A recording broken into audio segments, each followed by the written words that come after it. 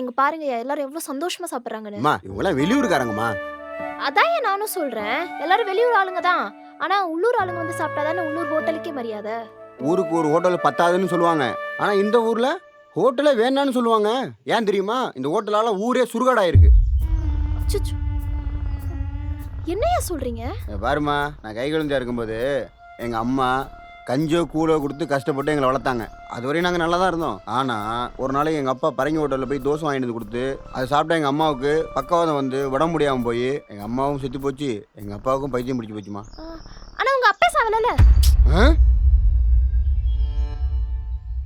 இங்கே பாருமா, எங்கள் அம்மா சாவறதுக்கு முன்னாடியே எங்கள் அப்பாவுக்கு பைத்தியம் பிடிச்சி போச்சுமா. நம்ம ஊரோட வரலாறு என்னன்னு தெரிஞ்சுக்கிட்டு அப்புறம் சாப்பிட கூப்பிடுமா. போமா. அழகு பாப்பலாம். இந்த ஷாட்ஸோட ஃபுல் வீடியோ பார்க்கணும்னா கீழ இருக்க ப்ளே பட்டனை கிளிக் பண்ணுங்க. All in all Azhaguraja, powered by Chandran Steeles